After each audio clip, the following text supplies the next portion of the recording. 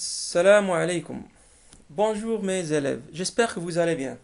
Alors suite aux séances précédentes qu'on a déjà débutées dans ce cours calcul intégral, on va essayer Inch'Allah dans cette séance de continuer notre cours. Tout d'abord, essayons de se rappeler de ce qu'on a déjà vu dans les séances précédentes. Alors dans la première séance, on a vu l'intégrale d'une fonction continue sur un segment.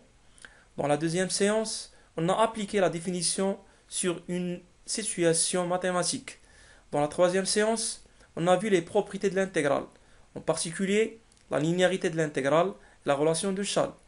Dans la quatrième séance, on a traité quelques techniques pour le calcul d'intégrale, précisément l'utilisation des primitives et l'intégration par parties. Dans cette séance, Inch'Allah, on va aborder une nouvelle partie de ce cours intitulée l'intégrale et ordre. Avant cela, j'aimerais bien vous donner une idée sur cette partie. Bon, parfois on veut calculer un intégral d'une fonction bien sûr continue sur un segment. Mais malheureusement, il est dur de le calculer, soit par l'utilisation des primitives directes, soit par la technique que vous avez déjà vu, l'intégration par partie, ou soit par d'autres techniques. Pour cela, on vous demande d'encadrer cette intégrale, juste pour trouver une valeur approchée à cette intégrale à une précision bien donnée, bien sûr. Aussi, on va voir plus tard le lien entre les intégrales et la surface, ou bien l'intégrale et le volume. Surtout en physique, on veut calculer par exemple, si on veut calculer par exemple la surface d'un domaine ou le volume d'un solide. Alors pour cela, et si on ne peut pas calculer l'intégrale, on doit bien sûr trouver une valeur approchée de cette intégrale, juste pour donner une valeur approchée de ce volume ou de cette surface, bien sûr à une précision près. D'autre côté, dans cette partie, on va voir qu'on peut deviner le signe d'un intégral sans le calculer, c'est-à-dire est-ce qu'il est positif ou négatif. Aussi, on peut comparer deux intégrales de deux fonctions, bien sûr sans les calculer. Bien, alors essayons d'entamer cette partie bien sûr. Alors qu'est-ce qu'elle dit la première propriété de cette partie concernant la positivité et la croissance? Alors, soit f et g, deux fonctions continues sur un intervalle i, et soit a et b, deux éléments de i. Si a est inférieur ou égal b, et f est une fonction positive sur l'intervalle fermé ab, alors qu'est-ce qu'on peut déduire? Que l'intégrale de a à b de f de x dx elle est positive.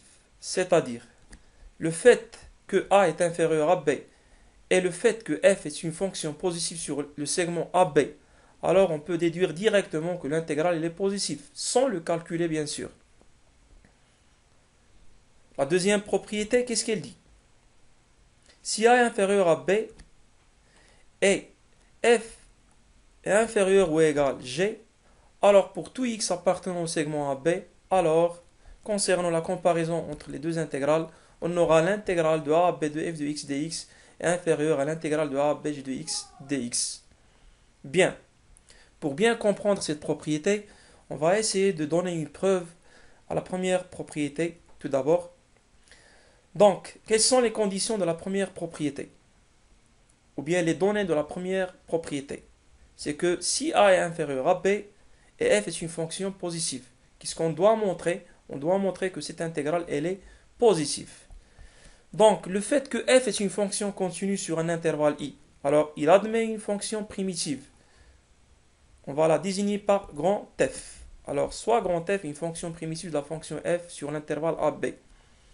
Donc, d'après la définition qu'on a déjà vue dans la première séance, à quoi égale l'intégrale de a à b f de x dx? Égale, bien sûr, grand f de b moins grand f de a. D'où, pour montrer notre objectif, c'est-à-dire que cette intégrale elle est positive, il suffit de montrer que grand f de b moins grand f de a est un nombre réel positif. Alors ici, je vais vous poser une question. Puisque la fonction grand f représente une primitive de la fonction petit f sur l'intervalle ab. Une primitive, ici j'ai utilisé un article indéfini. Bien sûr, comme vous le savez, il y en a plusieurs fonctions primitives. Alors, puisque grand F est une primitive de la fonction AB, qu'est-ce que vous pouvez en déduire? Alors, on peut déduire que grand F est premièrement les dérivables sur l'intervalle AB. Deuxièmement, la dérivée de grand F, c'est petit f. Alors, puisque petit f est une fonction positive sur l'intervalle AB, alors la dérivée de grand F sera aussi positive. Puisque grand F prime, la dérivée de grand F est positive, alors on peut déduire que grand F est une fonction croissante sur l'intervalle AB. Le fait qu'il est croissante sur l'intervalle AB, alors, en utilisant la définition de la monotonie que vous avez déjà vue, si vous vous rappelez bien, au niveau tronc commun, grand F est croissant sur l'intervalle AB, c'est-à-dire pour tous deux éléments appartenant à l'intervalle AB. Si on a par exemple x est inférieur à y, on aura grand F de x est inférieur ou égal grand F de y, c'est-à-dire le symbole d'ordre ne change pas. D'où, puisque le a est inférieur à b, alors ici on a utilisé le fait que a est inférieur à b, puisque grand F est une fonction croissante, c'est-à-dire grand F de A sera inférieur ou égal grand F de B. D'où grand F de B moins grand F de A sera bien sûr positif. D'où l'intégrale de A à B f de x dx sera aussi positif. Comme ça, on a pu démontrer la première propriété. Pour la deuxième propriété, je vous laisserai le soin d'y répondre. Alors, si vous pensez bien, la deuxième propriété, ça sera seulement une conséquence immédiate de la première propriété. Donnez ici une indication. Pourquoi? Tout simplement parce que si on considère la fonction h qui est associée à x, h de x égale g de x moins f de x, on va se ramener à la première propriété. Le h de x qui est égal à g de x moins f de x jouera le rôle de petit f de x. Donc, puisque g de x est supérieur ou égal à f de x, alors h de x égale g de x moins f de x sera positif. D'où en appliquant ou bien en réappliquant la première propriété sur h, puisque le a est inférieur à b et h de x est positif, alors on va déduire que l'intégrale de a à b de h de x sera aussi positif. D'où l'intégrale de a à b de g de x moins f de x sera aussi positif. En appliquant ou bien en utilisant la linéarité de l'intégrale, on aura l'intégrale de a à b de g de x moins l'intégrale de a à b f de x dx sera supérieur ou égal à 0.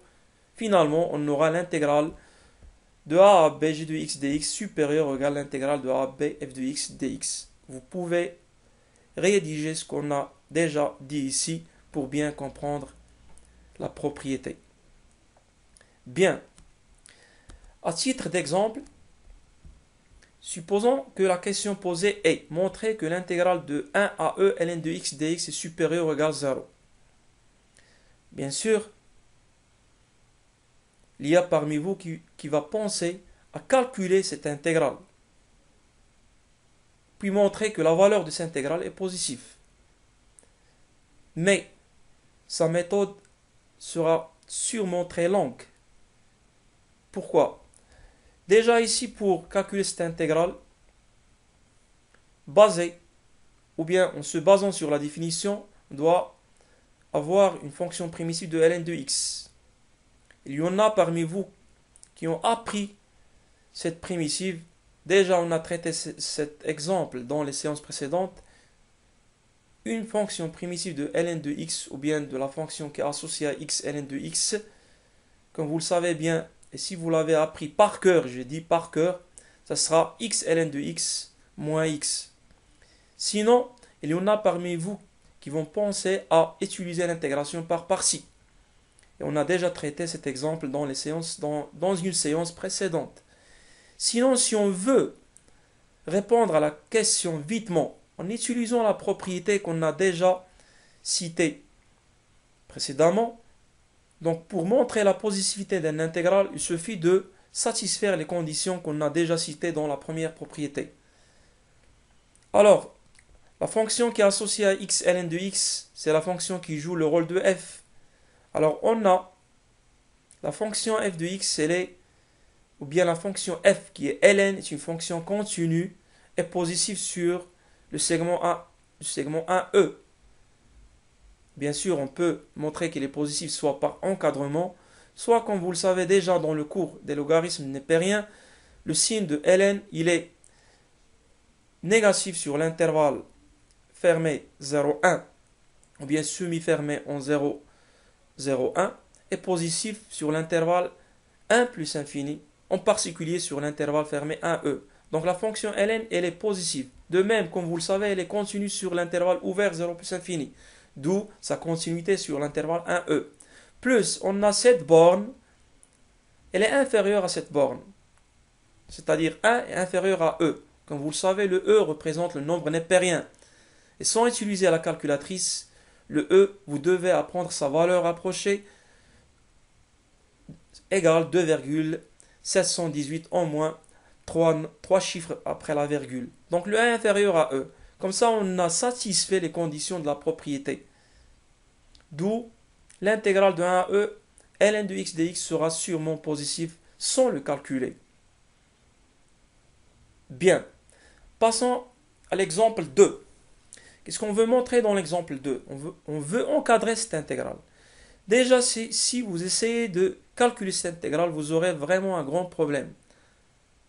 Parce qu'une fonction primitive de cette fonction, la fonction qui est associée à x l'exponentielle moins t carré, n'est pas facile à trouver. De même, si vous essayez d'utiliser l'intégration par partie, vous aurez aussi un gros problème. C'est pour cela que la question est posée ou bien elle est posée de cette façon. On veut juste montrer que cette intégrale elle est comprise entre 1 sur e et 1. Donc, sûrement on va penser à utiliser la deuxième propriété concernant la comparaison de deux intégrales. Pour cela, essayons de satisfaire les conditions de la deuxième propriété. Tout d'abord, on a pour tout t de l'intervalle fermé 0,1, t compris entre 0,1 implique que t carré est compris entre 0,1. C'est-à-dire on va essayer d'encadrer l'exponentielle de moins t carré sur l'intervalle 0,1. Donc t carré est compris entre 0,1. Donc son opposé, puisque la fonction opposée est décroissante, elle va être compris entre moins 1 et 0. Or, la fonction exponentielle est strictement croissante sur R. Donc, en composant par la fonction exponentielle, l'ordre ne changera pas. C'est-à-dire l'exponentielle de moins t carré va être compris entre l'exponentielle de moins 1 et 1. Donc ici, on va utiliser la propriété ou bien la deuxième propriété. Avant de faire entrer les intégrales aux bornes de cette inégalité, on va tout d'abord satisfaire les conditions. Tout d'abord, on a l'exponentielle de moins 1 est une fonction constante. Donc déjà, elle est continue sur R, en particulier sur 0,1. On a la fonction exponentielle de moins t carré est continue sur 0,1. Le composé de deux fonctions qui sont continues, avec la condition de l'inclusion qu'on doit vérifier. Mais le fait que l'exponentielle est définie sur R, et on a moins t carré est défini aussi sur R. Donc, on peut conclure directement que l'exponentielle de moins t carré est continue sur 0,1. Ou bien, comme vous l'avez déjà étudié dans la leçon de la fonction exponentielle, pour que la fonction exponentielle de x soit continue sur un intervalle i, il suffit que u de x, ou bien la fonction u, doit être continue sur i. C'est le cas ici dans notre exemple. Alors, la fonction qui est associée à telle exponentielle moins t carré est continue sur 0,1. Plus, on a 1 est strictement supérieur à 0 ou bien supérieur à 0. C'est-à-dire la borne en bas est inférieure à la borne en haut. Donc, on peut faire entrer les intégrales ici en utilisant la propriété 2. Donc, on aura l'intégrale de 0 à 1 l'exponentielle moins t dt inférieure à l'intégrale de 0 à 1 l'exponentielle moins t carré dt inférieure ou égale à l'intégrale de 0 à 1 dt. D'où, comme vous le savez, ici il y a moins 1 et non pas moins t. Donc, l'exponentielle de moins 1 est une fonction constante. Donc, on peut la faire sortir de l'intégrale par linéarité. Donc, on aura une fonction primitive de 1, ça va être t. Donc, en calculant, on trouve que c'est 1 sur e. De même, pour le 1 ici, c'est une fonction constante. ou bien une fonction primitive de 1, c'est t. Donc on met le t entre crochets évalué entre 0 et 1. En calculant, on trouve que c'est 1. Essayez ici de corriger cette frappe. Ici, on aura moins 1 et non pas t. Bien. Passons maintenant à d'autres choses, ou bien le lien entre les intégrales et valeurs absolues. Propriété. Intégrale et valeur absolue. Soit f une fonction continue sur un intervalle i, et soit l'intervalle AB, ou bien soit le couple AB appartenant à i carré, tel que a inférieur à b. Alors on aura la valeur absolue de l'intégrale de a b f de x dx inférieure ou égale à l'intégrale de a b valeur absolue de f de x dx. Je vous laisserai le soin de démontrer cette propriété, mais je vais vous donner deux indications à utiliser. La première, comme vous le savez bien, soit k appartenant à R+, on a quel que soit appartenant à R, la valeur absolue de a inférieure à k, il équivaut à quoi? Il équivaut à a est comprise entre moins k et k. C'est-à-dire, pour montrer cette inégalité, il vous suffit de montrer que l'intégrale de a b f de x dx est comprise entre moins l'intégrale de a b valeur absolue f de x dx et l'intégrale de a b valeur absolue f de x dx. Aussi, pour montrer cette inégalité, vous allez utiliser cette indication. Quel que soit x appartenant à i, f de x, elle est comprise entre moins la valeur absolue de f de x et la valeur absolue de f de x. Alors, essayez de bouger vos stylos et essayez de montrer cette propriété. Bien. Donc maintenant, passons à une évaluation formative de ce qu'on a déjà vu dans les séances précédentes. Alors cet exercice concernant une suite définie par intégrale va être une belle occasion d'utiliser tout ce qu'on a déjà vu dans les séances précédentes. Bien sûr, je sais bien que la plupart des élèves n'aiment pas les suites définies par les intégrales. Pourquoi? Déjà dans le cadre référentiel de votre niveau, surtout la filière PC ou SVT, les suites que vous devez réviser bien, ce sont les suites récurrentes, soit de nature U1 plus 1 égale A UN plus B avec un premier terme donné, soit U1 plus 1 égale A UN plus B sur CUN plus D avec un terme ou bien un premier terme donné. Mais, malgré tout ça, les suites définies par des intégrales restent une compétence à avoir. Et on va voir comment on va répondre à cet exercice en utilisant tout ce qu'on a déjà vu dans les séances précédentes. Donc, qu'est-ce qu'elle dit l'exercice? Donc, l'énoncé de l'exercice, pour tout n appartenant à une étoile, on pose un l'intégrale de 1 à e ln de x à la puissance n dx. La première question, justifier que, quel que soit n appartenant à n étoile, un est positif. La deuxième question, montrer que la suite un est décroissante et en déduire qu'elle est convergente. Troisième question, en utilisant une intégration par partie, montrer que, quel que soit n appartenant à n étoile, un plus 1 égale e moins n plus 1 facteur un. La quatrième question, on déduire de ce qui précède que quel que soit n appartenant à n étoile, un est comprise entre 0 et e sur n plus 1. Enfin, déterminer la limite de un. Alors, faites pause à cette vidéo et essayez de résoudre cet exercice pour bien comprendre les notions qu'on a déjà vues.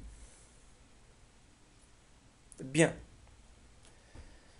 Si vous avez fini, essayons de résoudre l'exercice ensemble. Solution.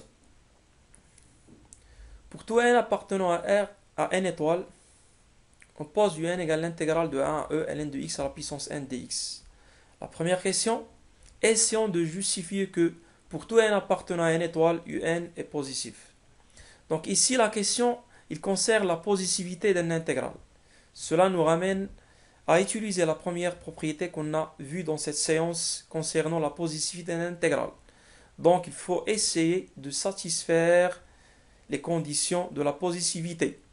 Donc, ces conditions sont cette fonction ou bien la fonction qui est associée à x ln de x à la puissance n doit être premièrement positive. Deuxièmement, cette borne doit être inférieure à cette borne, sans oublier bien sûr la continuité de cette fonction, pour qu'il soit intégrable dans cet intervalle 1e. Donc, on sait que quel que soit x appartenant à E, ln de x est positif, ou bien est supérieur ou égal à 0. On peut le montrer soit par encadrement, soit par le tableau de signes de ln, comme vous le saviez bien dans le cours de la logarithme népérien. D'où, rappelons qu'on veut montrer que cette fonction qui est associée à x, ln de x à la puissance n est positive. D'où, quel que soit n appartenant à n, ln de x à la puissance n est positif. Pourquoi? Naturellement, ln de x à la puissance n, c'est une puissance de base ln de x qui est positive. Une puissance de base positive, quel que soit n appartenant à n, va être sûrement positif. Bien. Donc la fonction ln de x à la puissance n, elle est continue. Pourquoi elle est continue? Tout simplement parce que la fonction ln est continue sur 0 plus infini ouvert, en particulier sur un e. D'où au passage aux puissances, c'est-à-dire au passage à ln de x à la puissance n, elle aussi sera positive sur l'intervalle 1e, d'après les opérations sur les fonctions continues que vous avez déjà vues dans la première leçon dans cette année, la continuité d'une fonction. Plus elle est positive, on a déjà montré ici qu'elle est positive sur un e, et on a 1 est inférieur ou égal à e, d'où les conditions de la propriété 1 qu'on a déjà étudiée et vérifiée. D'où l'intégrale de 1 à e ln de x à la puissance n dx sera positive. Rappelez-vous alors des conditions de la propriété. Enfin, quel que soit n appartenant à n, un sera positif. Bien. Passons maintenant à la deuxième question. Montrer que la suite un est décroissante. Alors naturellement, pour montrer qu'une suite elle est décroissante, vous devez montrer que quel que soit n appartenant à n étoile, un plus 1 moins un est négatif. Ou bien, montrer que quel que soit n appartenant à n étoile, un plus 1 inférieur ou égal à n. Alors essayons de montrer cela. Bien sûr, on a quel que soit x appartenant à 1e, quel que soit n appartenant à n étoile. Donc le fait que x appartient à l'intervalle 1 fermé, donc x est comprise entre 1 et e. D'où ln de x. Comme vous le savez bien, la fonction ln elle est croissante. Donc l'ordre ne changera pas bien sûr. Donc ln de x elle est comprise entre ln de 1 qui est 0 et ln de e qui est 1. Et bien sûr on a ln de x à la puissance 1 sera positif. C'est une puissance de base positive comme on l'a signalé ici. D'où ln de x, si on multiplie les membres de cette inégalité par ln de x à la puissance n qui est positif, alors l'ordre ne changera pas bien sûr. Alors 0 fois ln de x à la puissance n sera 0. ln de x fois ln de x à la puissance n sera ln de x à la puissance n plus 1. Et 1 fois ln de x à la puissance n sera ln de x à la puissance n. Comme ça, au passage à l'intégrale, bien sûr on a besoin juste de cette inégalité. On peut faire entrer les intégrales sans changer l'ordre. Bien sûr, pourquoi? Parce que les deux fonctions, la première qui est associée x à ln de x à la puissance n plus 1, et la deuxième, la fonction qui est associée à x, ln de x à la puissance n, qui joue le rôle de f et g dans notre propriété. Donc les deux fonctions sont continues, bien sûr. Pourquoi? Parce que la fonction ln est continue. En utilisant les opérations sur les fonctions continues, les deux fonctions seront bien sûr aussi continues. Et on a 1 inférieur à e. Il s'ensuit donc que quel que soit n appartenant à n étoile, cette intégrale n'est que un plus 1. Bien sûr, si je vous demande de me donner le terme un plus 1, vous allez me répondre, il suffit de remplacer n par n plus 1. C'est-à-dire un plus 1, c'est l'intégrale de 1 à e ln de x à la puissance n plus 1. Alors, cette intégrale, c'est un plus 1. Et le deuxième intégrale n'est que un, bien sûr. Comme ça, on a pu montrer que un plus 1 est inférieur à ou égal à un. Enfin, la suite un sera bien sûr décroissante. Bien, passons maintenant à la déduction. On veut montrer ou bien on veut déduire que la suite UN est convergente. Essayez de vous rappeler de vos cours dans le cours la suite, bien les suites numériques. Ici, la question concerne la convergence d'une suite. On ne vous demande pas de montrer ou bien de calculer la limite. Tout d'abord, je vais vous poser une question. Qu'est-ce qu'on veut dire par une suite convergente? Vous allez me répondre, bien sûr, une suite convergente, c'est-à-dire il admet une limite finie, lorsque n tend vers plus infini. Alors ici, on ne vous demande pas de calculer la limite, mais il vous demande tout simplement de montrer que cette suite admet une limite finie, c'est-à-dire convergente. Alors d'après les critères de convergente que vous avez déjà vus, comme vous le savez, d'après ce qui précède, on a UN est une suite décroissante. Alors, suite décroissante plus minorée, cette suite elle est minorée par 0. Pourquoi elle est minorée par 0? Parce qu'on a déjà montré que UN est supérieur ou égal à 0, quel que soit n appartenant à une étoile. Donc il est minoré par 0. D'où UN sera bien sûr une suite convergente. Décroissante et minorée, bien sûr, implique qu'elle est convergente. Et comme vous le savez bien, une suite qui est croissante et majorée sera bien sûr une suite convergente. Très bien. Passons maintenant à la troisième question. En utilisant une intégration par partie, montrez que quel que soit n appartenant à n étoile, un plus 1 égale e moins n plus 1 facteur un. Tout d'abord, écrivons un plus 1 à quoi elle est égale. Donc on a quel que soit n appartenant à n, un plus 1, en remplaçant n par 1 plus 1 dans un, égale l'intégrale de 1 à e ln de x, le tout à la puissance 1 plus 1 dx. Bien, alors pour utiliser une intégration par partie, tout d'abord on doit penser à décomposer cette fonction, ou bien la fonction qui est associée à x ln de x à la puissance 1 plus 1, en deux fonctions. Comme vous le savez, l'intégration par partie demande l'existence ici d'un produit de deux fonctions. La première fonction qu'on la pose u, la deuxième qu'on la pose v'. Donc, ici, il y a parmi vous qui vont penser à décomposer ln de x à la puissance n plus 1 en ln de x par exemple fois ln de x à la puissance n. Mais, est-ce cela va leur donner la réponse? Bien sûr, s'il essaye à la main de faire ça, je crois pas, ou bien, je sais pas, essayez de mettre ce choix. Mais comme je vous ai déjà dit dans les séances précédentes, tout d'abord, il faut penser à la première idée. Laquelle cette idée, c'est ici il existe deux fonctions. Essayons de voir si ça marche ou pas. Donc la première fonction, elle est déjà cachée, c'est le 1, c'est la fonction constante 1. Donc essayons, en utilisant Alpes, le 1 représente un polynôme. Ln représente la lettre L.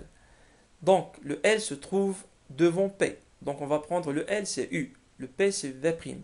Donc posons U de x égale ln de x à la puissance n plus 1. La dérivée de U n'est que n plus 1 fois 1 sur x ln de x à la puissance n. Comme vous le savez bien, la dérivée d'une fonction qui s'écrit sous forme f à la puissance n, c'est n fois f' fois f à la puissance n moins 1. C'est ce que j'ai appliqué ici. De même, posons v' égale 1.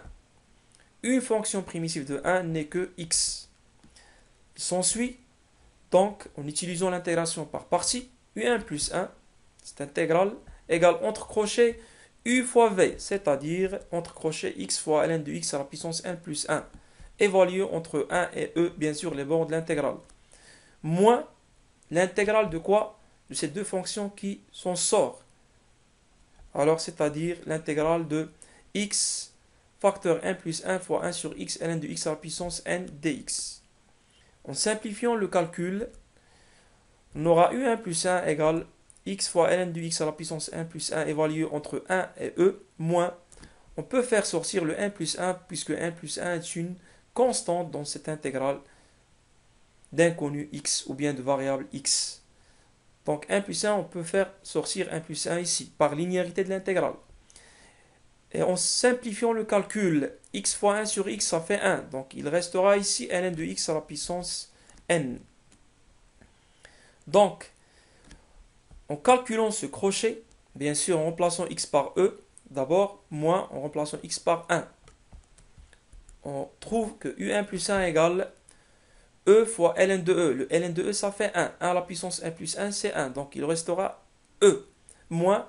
Et si on remplace x par 1, ln de 1, ça fait 0. Donc il nous reste e moins 0. Moins 1 plus 1, moins 1 plus 1. Et cette intégrale n'est que un bien sûr. Donc moins 1 plus 1 facteur un. Comme ça, on a pu trouver ce qu'on cherche. Donc un plus 1 égale e moins 1 plus 1 un. Ce qu'il fallait démontrer. Bien. Passons maintenant à la déduction, à la quatrième question. Qu'est-ce que vous montrez dans cette question? On veut déduire de ce qui précède que quel que soit n appartenant à n étoile, un elle est comprise entre 0 et e sur n plus 1. C'est-à-dire, on veut montrer que un est une suite minorée par 0 et majorée par e sur n plus 1. Bien sûr, question de montrer que un est minoré est déjà faite. Pourquoi? Parce qu'on sait déjà d'après la première question que un est supérieur ou égal à 0. Donc, soit n appartenant à n, d'après la question 1, on a un supérieur ou égal à 0. Donc, on a pu montrer que un il est minoré par 0. Maintenant, essayons de montrer que un il est majoré par e sur n plus 1. Le fait qu'on a ici le mot en déduire, cela nous ramène à penser aux questions précédentes. Parmi ces questions, il y a la question qui relie un plus 1 et un. Donc, essayons de l'utiliser pour voir est-ce qu'il nous donnera une réponse ou non. Donc, le fait que un est supérieur ou égal à 0, il s'ensuit que un plus 1 est aussi supérieur ou égal à 0. Pourquoi? Parce que un est supérieur ou égal à 0, quel que soit n appartenant à une étoile. En particulier, pour 1 plus 1 aussi, on aura le terme un plus 1 est supérieur ou égal à 0. D'après la question 3, le fait que un est supérieur ou égal à 0 nous ramène, si on remplace un par ce qu'on a déjà trouvé dans la question 3, c'est e moins n plus 1 facteur un sera aussi supérieur ou égal à 0. En déplaçant le e à l'autre côté, on aura moins n plus 1 facteur un supérieur ou égal à moins e.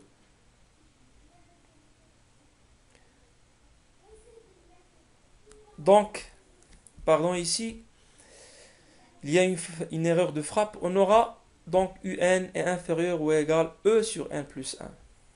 C'est-à-dire, bien sûr, en multipliant par le moins les membres de cette inégalité, on aura 1 plus 1 facteur un inférieur à e. Donc, un sera inférieur à e sur 1 plus 1 avec le fait que 1 plus 1 est positif. Alors, on a deux résultats, 1 et 2, c'est-à-dire un supérieur ou égal à 0 et un inférieur à e sur 1 plus 1. De 1 et 2, on déduit que quel que soit n appartenant à une étoile, un est comprise entre 0 et e sur 1 plus 1. Bon, ici, j'ai dit qu'il y a une erreur de frappe. Bien. Maintenant, traitons la dernière question concernant la limite de un. Comme vous le savez bien, on a déjà montré qu'un est une suite convergente. Alors, cette limite sera sûrement un nombre réel et non pas l'infini. Alors, le fait qu'on a déjà montré que un est comprise entre 0 et e sur 1 plus 1, ce qui va nous frapper directement dans notre tête, c'est utiliser les critères de convergence. Parmi ces critères, il y a ce qu'on appelle le critère de gendarme, si vous voulez bien l'appeler. Donc, la limite de 0, c'est 0, parce que 1, bien sûr, tend vers plus infini. La limite de e sur 1 plus 1, c'est 0, puisque 1 plus 1 tend vers plus infini, donc e sur 1 plus 1 tendra sûrement vers 0. Donc, d'après un critère de convergence des suites, la limite de un sera aussi 0. Sinon, on peut appliquer un autre critère. Donc, d'après ce qui précède, on a, quel que soit n appartenant à une étoile, un est comprise entre 0 et e sur 1 plus 1.